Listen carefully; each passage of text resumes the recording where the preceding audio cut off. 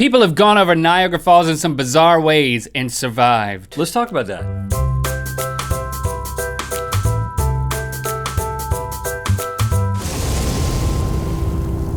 Good mythical morning!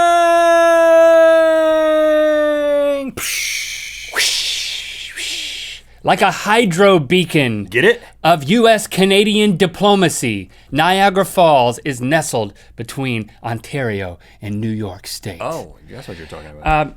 I really want to go to Niagara Falls, especially after learning all the things I've learned about these survival stories. Now, I'm not saying I want to go over any falls, but that's what we're going to talk about today. I do. You can survive. I've heard you could survive going over them. Wait until the end of the episode and see it, and just see how you feel about it, okay? Now, you've never been to Niagara Falls either. I have not, only in my dreams. Maybe we'll go together and we'll see firsthand what these people who've seen the thing, it's occurred to them, you know what, I'm just not gonna look over the falls, I'm going to go over the falls. Yeah, it's just waiting to happen. You look at it and you think, I gotta do it. I mean, somebody's gotta try it. 6 million cubic feet, that's 168,000 cubic meters of water flows over the crest line every minute. Per second, minute. Every minute in high flow. The waterfall is 165, now, this is Horseshoe Falls. There's 3 falls. Horseshoe Falls, American Falls, Bridalveil Falls. Horseshoe Falls is the one that people, 3 different falls. The one that people try to go over is Horseshoe Falls because there's not as many rocks at the bottom. 165 feet, over 50 meters to the bottom. That's like 16 stories. So here, I'm gonna play a game. I'm gonna present to you these stories. All of these stories are true of people who've gone over the falls. Right. The question I want to ask you is, do you think, after I describe each one, whether they survived or not? Maybe. Okay? I have 7 of these. If you get 4 of these right, you get to douse me with water from actual Niagara Falls. We ordered it. And if Prime. if you get less than 4, I get to douse you with the falls. Okay. Are you ready to go? Do you understand how this works? All of these stories LA tap water are true. First one. I'm good at finding out whether or not people have died or not. My grandfather was a coroner. On her 63rd birthday, October 24th, 1901. 63rd birthday. Michigan schoolteacher Annie Taylor curled up in a 5-foot-tall wooden barrel with her lucky heart-shaped pillow. She hoped to be the first person to survive going over the falls in a barrel and to earn money by telling her story for the rest of her life. She did go over in a barrel. A woman who has made it to 63 living a life like that, you got to assume that she just kept right on living.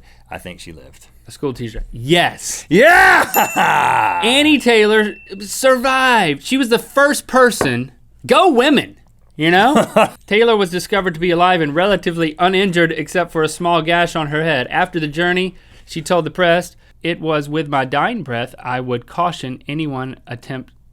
I can't read this correctly. She said something. It wasn't that great. In broken English because she had just had a head injury. She was the first of 13 people to go over the falls to date.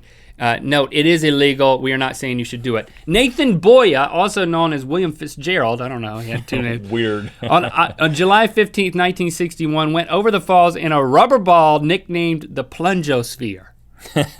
The ball hit the rocks on impact and bounced. Yeah, and he died because he's got 2 names. I mean, the guy didn't deserve to live. He died. He survived. Oh, really? Uninjured aside from a few bruises. He was in a rubber ball? He was in a bouncy ball. I should have said he lived. Dang it. Robert Overcracker's last name was Overcracker. On October 1st, 1955, he rode a jet ski over the brink of Horseshoe Falls wearing a parachute. Good one, Overcracker. To help promote awareness for the homeless. What year? 1995. You took a jet ski. Hey man, I got an idea. I want to promote awareness for the homeless. You got any ideas? Yeah. You got a jet ski? I'd like for you. You got a parachute? You got a waterfall? This dude's dead, I'm sorry. Rest in peace, Overcracker. Right, his parachute did not open, but Robert did end up promoting better parachutes. Really? With that little joke? A little joke. Jessie Sharp, on June 5th, 1990, went over the falls in a kayak. It makes sense. He did not wear a life jacket. You don't need one.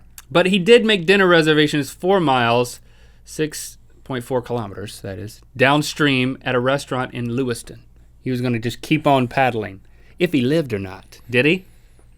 This seems like a pretty idiotic thing to do. I mean, it might all be idiotic, but without the life jacket, this guy had a death wish, and I think he wanted to die. He had a reservation, dude. And he did die. He didn't have a death wish. He did die, though. He disappeared after going over the falls, and his body has never been discovered. I wonder about his kayak, though. Was that discovered? Yeah. Bobby Leach, July 25th, 1911. He tried to be the second person to go over the falls, the first man. And he built a specially designed metal barrel, and it had a window. Oh, that was a mistake. There's a picture of it right there.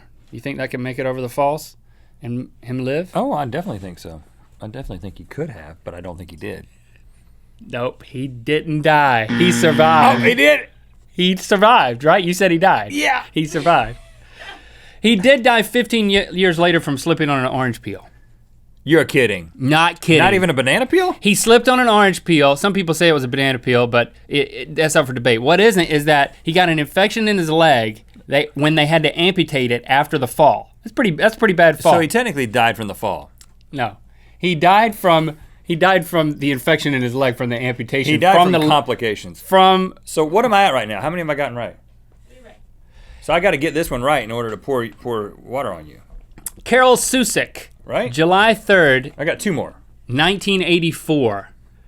This is 73 years after Bobby built something. He also built his special barrel. It was red and his name was painted on the side.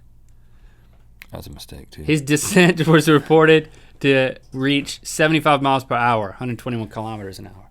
Oh, that's a nice detail. So this got pretty fast. 75 years later, the guy in the early years survived in a barrel, but I'm just going to go counterintuitive here, and I'm going to say that guy died. He did not die. Oh, what? I've only missed 3, and I've gotten 3 right. So it comes down to this. It comes down to this one, man. I was gonna pour that Niagara Falls on you. Yeah, he didn't die. He survived. God. But it did take 45 minutes for the barrel to be recovered, and he was fined $500. Only minor injuries to his face caused by his wristwatch. Crazy. All right, now check this one out. Kirk Jones, October 22nd, 2003. He tried to become the first person to survive the drop without any aid or protection at all. Kirk jumped in with his clothes on and back floated over the edge. What? He just, like pants and a shirt, back float. I feel like I would have heard about this. 2003? 2003. If he survived, you'd have heard about it.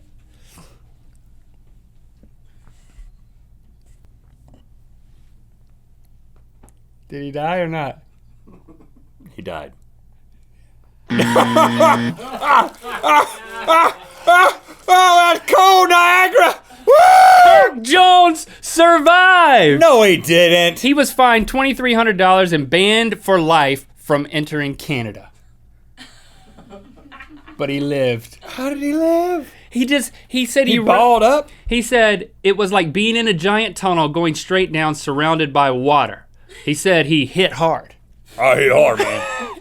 He was turned upside down in the water, then pushed out far enough by the current to climb onto a rock. That's him right there? He did it. Amazing. You didn't tell me he had a mustache. Thanks for liking and commenting on this video. Please do not go over any waterfalls, but do know what time it is. Hi, I'm RC Cooper. These are my Mythical Beast pals. It's time to spin the wheel of Mythicality.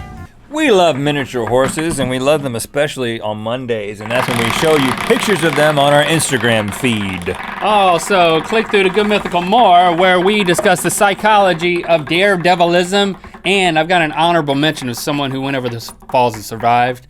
Look, there's some good, you're a little wet there. Yeah. Discussion. Niagara Falls. Rhett accidentally ate laxatives. I'm gonna need to go. What? Yeah. Why? Oh, dude! You didn't make it! Sorry. And then it kind of cushions your fall. Let's do it. You've convinced me. You first, brother. No, me and you in a barrel. For the homeless. Same barrel.